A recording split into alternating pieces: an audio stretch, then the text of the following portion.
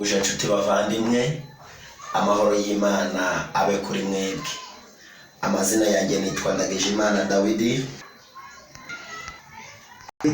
Yanjye ni Ndagijimana Dawidi nk'uko bisanzwe. Ngarutse mu mwanya wo kuganira namwe ijambo ry'Imana cyangwa icyo Uwiteka yashyize ku mutima wanjye. Reka dutangire tuganira ijambo ry'Imana. Ndumva nahanurira mu ijambo rifite topiki ivuga ngo Imana izura ibyawe kandi yere kubizura rimwe ahubwo ibizure kabiri mvuga ibizure mu mwuka ndetse no mu mubiri.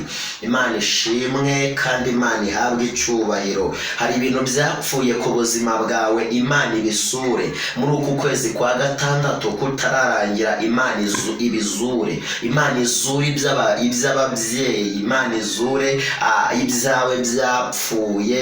Imana igere mu bakobwa ibyapfuye ibizure, Imana igere mu basore ibyapfuye ibizure, Imana igere mu bagabo ibyapfuye ibizure. Birashoboka ko hari akazi kawe kapfuye, Imana ikazure. Birashoboka ko hari amahirwe yawe watakaje, ariko Imana izure ibyawe byapfuye kandi Imana ihabwe icyubahiro. Tuganire ku ijambo ry'Imana riri muri Ezekiyeli ibice byaho 36. Turahera ku murongo waho wa mbere. Umutwe w'amagambo uravuga ngo iyerekwa ry'amagufa yumye. Imana ishimwe. Murongo wa mbere yarango ukuboko k'Uwiteka kwangezeho ansohora ndi mu mwuka, aramanura angeza mu kibaya cyari cyuzuyemo amagufwa. Anzengurukana aho yayakikije hose, maze mbona ari menshi cyane muri icyo kibaya kandi yari yarumye rwose. Maze arambaza ati, mwana w'umuntu, mbese aya magufa arambaza ati, mbese mwana w'umuntu, mbese aya magufa yabasha gusubira kubaho? Imana ishimwe, Imana ihabwe icyubahiro. Imana ibaza Ezekiyeli imugejeje mu kibaya cy'amagufa yari yarumye, iramubaza ngo mbese, aramubaza ati, mwana w'umuntu, ndamusubiza nti, mwami Uwiteka yarebye nk'umuntu abona kibaya cyari cyuzuyemo amagufa menshi. Arangije areba nk'umuntu abona bidashoboka byose, abona ku bantu ntibishoboka ariko abona ku Mana bishoboka. Aravuga ngo, mwami Imana, ngewe kuri nge ntibyashoboka, ariko Mana wowe ni wowe ubizi. Imana ishimwe, Imana ihabwe icyubahiro. Hari ibidashobokeye abantu, Imana ishimwe, ariko ibidashobokeye abantu Imana irabishoboye. Ibyo urebesha amaso yawe ukabona bidafite ishusho, ku Mana bifite ishusho. Imana izizure ibyawe byapfuye. Uyabwire uti, yemwe mwa magufa yumye mwe, nimwumve ijambo ry'Uwiteka. Uku niko umwami Uwiteka abwira aya magufa ngo, dore ngiye kubashyiramo umwuka ngo mubeho, ngiye kubateramo imitsi, mbakwizeho inyama kandi mbatwiho umwuka, mubone kubaho, mumenye yuko ndi Uwiteka. Imana ishimwe.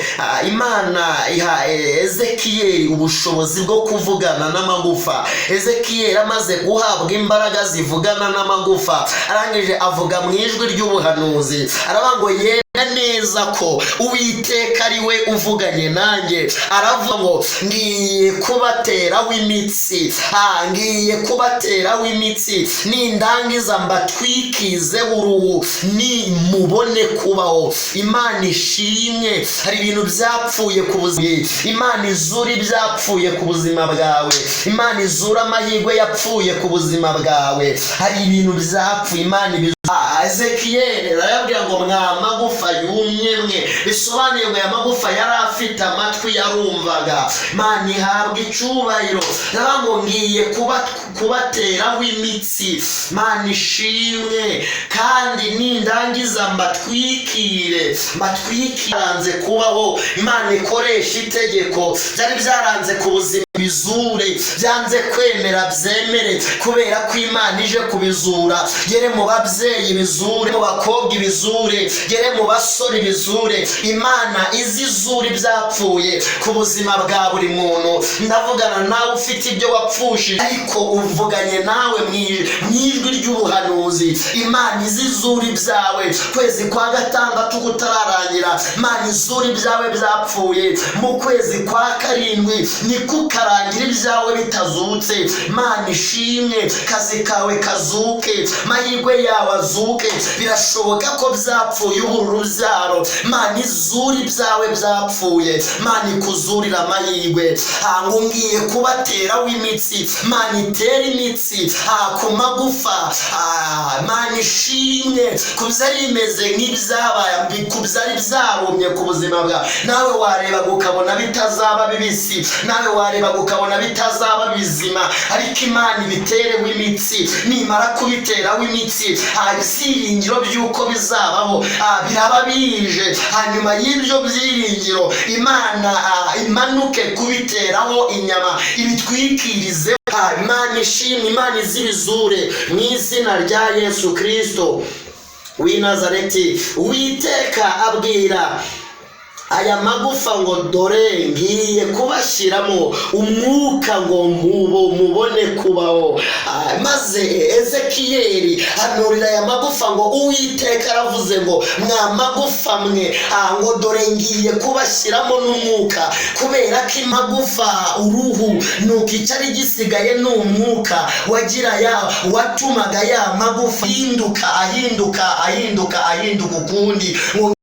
Wabonaga ukabona bitazabaho, wabireba ukabona nta shusho, wabireba ukabona byarapfuye. Imana ibishyire mu mwuka ubundi bibone kubaho mu izina rya Yesu. Ngo ngiye kubateraho inyama kandi mbatwikizeho uruhu, mbashyiremo umwuka mubone kubaho. Mumenye yuko ndi Uwiteka. Imana ishimwe. Nuko manura uko nategetswe, ngihanura habaho guhinda, mbona isi itigita, amagufa araterana, igufa risanga irindi rya isi iyafasheho, maze inyama ziyameraho. Byoroswa uruhu ariko nta mwuka wari urimo. Ezekiyeli agihanura mu ijwi ry'ubuhanuzi, ngo agiye kubona abona ya magufa yari yaratatanye, atangira kwiyegeranya, ngo igufa rikajya risanga iryaryo, iryo mu kaguru rigacomekana n'iryo mu kaguru, amagufa yo mu kaboko agasanga magenzi yayo. Ngo agihanura amagufa atangira kujya agenda yiyegeranya.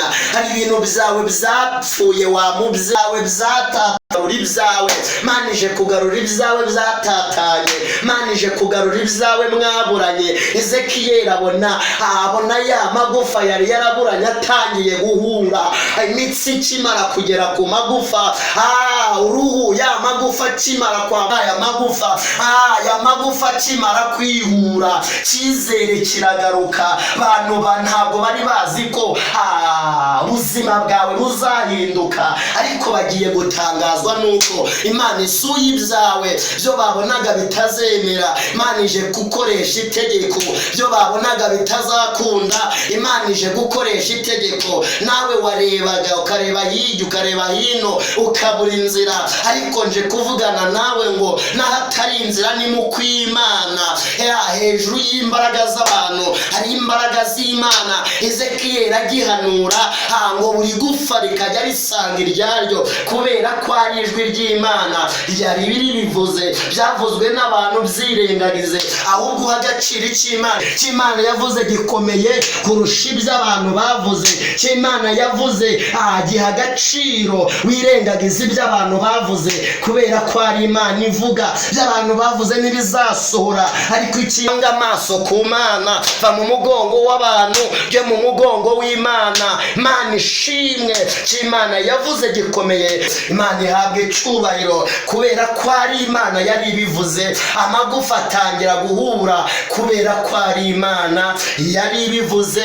Ngo nuko Imana ishimwe, ngo maze arambwira ati hanura umuyaga, uhanure mwana w'umuntu, maze ubwire umuyaga uti uku niko umwami w'Iteka avuze ngo uturuke mu birere bine, uhuhe muri iyo mirambo kugira ngo ibeho. Mirambo ikimara kwambara umwambaro w'uruhu, iyi mirambo aya magufa akimara guhura, kandi yari yaraburanye imitsi yageze kuri aya magufa, ko avamwo imirambo, hari hasigaye umwuka uyihesha agaciro, kugira ngo icy'Imana yavuze cyuzure. Imana ishimwe. Ngo nuko Imana ibwira Hezekiya, namubwira ngo hanurira iyi mirambo, ubwire umuyaga ngo wa muyaga we uve mu birere bine.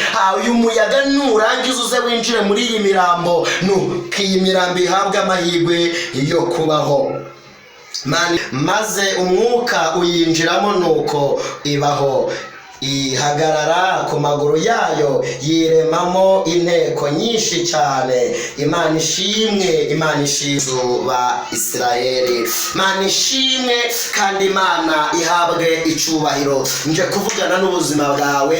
Hari ibintu byari byarapfuye, Imana ije kubizura. Hari ibintu warebaga nk'umuntu ukabona ntibizashoboka, ibyo wabonaga bidashoboka, Imana ije kubihindura ibishoboka. Ezekiyeli avugana n'amagufa, ategeka umuyaga winjira mu mirambo, ngo iyi mirambo ngo irangije ngo kubera ko Imana yari yarabivuze, kubera ko Imana yari imaze gutegeka. Imana ishimwe. Imana ikoresha itegeko ku buzima bwawe, Imana ikoresha itegeko mu bana bawe, Imana ikoresha itegeko ku mugabo wawe, Imana ikoresha itegeko mu kazi kawe, byari byaranze akazi kawe. Imana ishimwe. Imana ihabwe icyubahiro. Byari byarapfuye bizuke, byo mwari mwaraburanye bizuke. Birashoboka ko wadepoje bikanga, impamvu byanze nuko byari byarapfuye. Ibyo wabonaga ko byarangiye, Imana ije kubihindura bishya. Hari ibintu Imana ije gutangiza, kubera ko itegeko ry'Imana ari ryo rije ku buzima bwawe. Birashoboka ko wasenze ugasenga umwaka wa mbere bikanga, muri uku kwezi kwa gatandatu Imana ije gukoresha itegeko. Muri uku kwezi kwa karindwi Imana izakoresha itegeko. Ibyawe byari byarabuze, Imana ibigarure mu izina rya Yesu Kristo w'i Nazareti. Kura amaso ku bantu, hanga amaso ku Mana. Birashoboka ko wabuze urubyaro, ariko ni Imana ije kuzura ibyawe. Birashoboka ko wari umaze igihe kinini usenga ngo Imana ibashe kuguha igishoro. Imana izura ibyawe byari byarapfuye, Imana izura amahirwe yawe, Imana izura amasezerano yawe. Wasengeraga abana ngo bahabwe agakiza, Imana ije kubazuranye na Ezra kabajya mu mubiri, barangije baba nk'abantu nyine, baba nk'amagufa yumye, bava mu mwuka agakiza baragata. Imana ibwira Ezekiyeli, iramubwira ngo ab'inzu ya Isirayeli nibo nakubwiraga.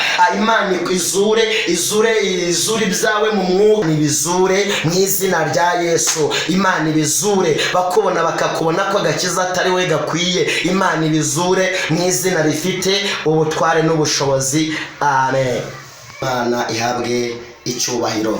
Imana iguha umugisha. We wari unkurikiranye, narinje kukubwira ko Imana ije kuzura ibyawe byapfuye. Narinje kukubwira ko ibyo wabonaga ko bidashoboka, Imana ije kubihindura ibishoboka. Narinje kuvugana n'abari hanze, abari muri Amerika, abari mu Burayi, abari muri Uganda, abari muri Kenya. Hari Imana ije kuzura, abari mu turere tugiye dutandukanye tw'u Rwanda. Imana ije kuzura ibyapfuye ku buzima bwanyu.